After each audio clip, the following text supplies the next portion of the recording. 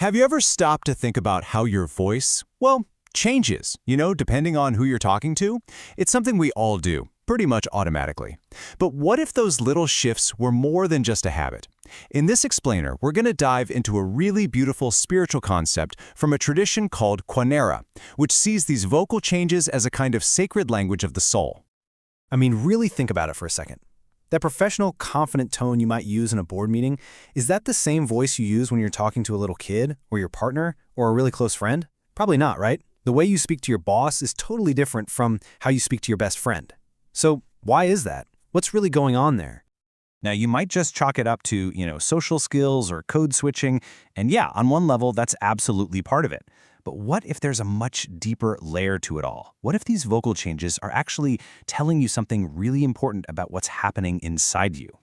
And this is where the spiritual linguistics of Qhenarra come in. This tradition teaches that our vocal shifts are a kind of soul speaking. The idea is that your voice is like this sacred thread, weaving all the different parts of who you are out into the world. So, let's start by digging into a core concept. Okay, first up, we need to understand this idea that might sound a little negative at first, but stick with me, because it's actually coming from a place of deep compassion. It's called the false dialect. So what in the world is a false dialect? Well, it's really important to get this right. This isn't about being fake or trying to deceive someone. It's actually framed as a protective mechanism. It's a way your soul kind of shields itself when it doesn't feel safe enough to be fully, truly seen. And this is something we all do, right? I mean, have you ever put on that super bright, cheerful voice when you were actually feeling pretty down? Or when you felt emotionally overwhelmed, did you suddenly get really clipped and logical? According to this idea, even just choosing to be silent can be a form of this protective dialect, a kind of sacred pause. So this is the crucial point, the big reframe here. Using a false dialect isn't a failing. It's not a weakness. It's actually a sign of profound self-preservation. It's not some mask you wear to fool people. It's more like spiritual armor you put on to survive. This quote just nails it. It really gets to the heart of the matter. There's no shame in this. The truth is, some environments are just not safe for our most vulnerable, authentic selves, and adapting our voice in those moments is a necessary blessing. It's a tool for survival. But here's the thing.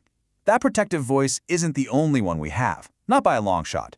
This tradition teaches that we actually have a whole toolkit of vocal expressions, and each one has its own sacred purpose. They're known as the 5 sacred vocal modes. And just look at this incredible range of voices we all have. Think about that rhythmic, almost chant-like voice you might use in a prayer or a meditation. That's the ritual dialect. Or the way your voice might get a little deeper when you're telling an old family story. That's the ancestral mode. We all know that confident, resonant public voice of a leader. And of course, that super soft, heartfelt, intimate whisper we only use with people we trust completely. Each one is a totally valid and powerful tool in our kit. And boom, here's the connection. That 4th mode, the shadow thread, is basically the false dialect we were just talking about. It's that neutral, controlled tone we use to protect ourselves. But look at the language here. It's sacred for protection. It should never, ever be mistaken for weakness. Okay, so we've looked at our own inner vocal world. But how does all this play out when we're with other people? Well, this is where the practice of vocal alignment comes in. And let me tell you, it is a seriously powerful way to build deep, meaningful trust. Now, this is a really key distinction. Vocal alignment isn't about being a people pleaser or just mimicking someone so they'll like you. No, it's about authentic connection. It's about gently adjusting your own vocal energy to create a space of harmony and true understanding with another person.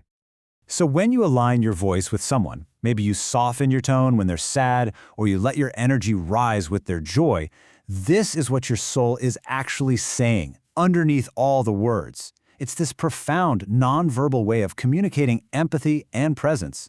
It's saying, I'm right here with you.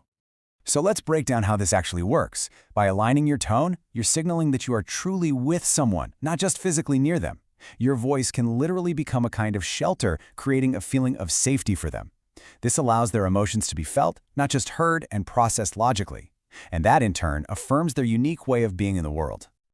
Okay, so we've looked inward at our vocal toolkit, and we've looked outward at how we connect with others.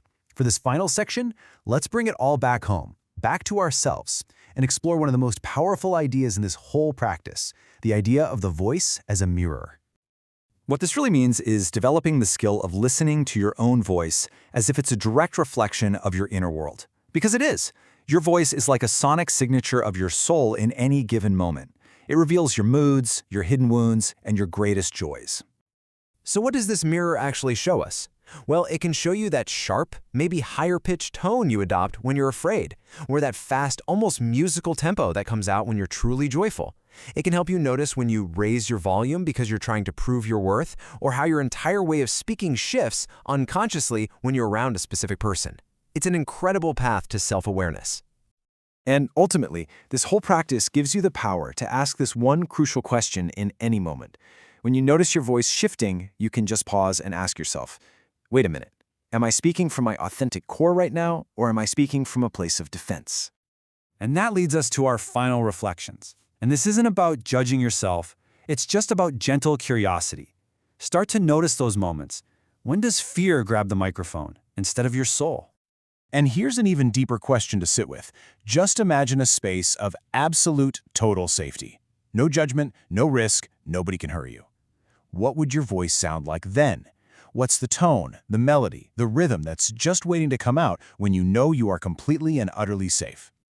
And we'll end with this beautiful phrase, which really just wraps up this entire practice. I honor what I hide, I honor what I reveal. It's a call for radical, non-judgmental acceptance of all your voices, both the armor you wear and the essence underneath, knowing that every single one is a sacred and necessary part of your story.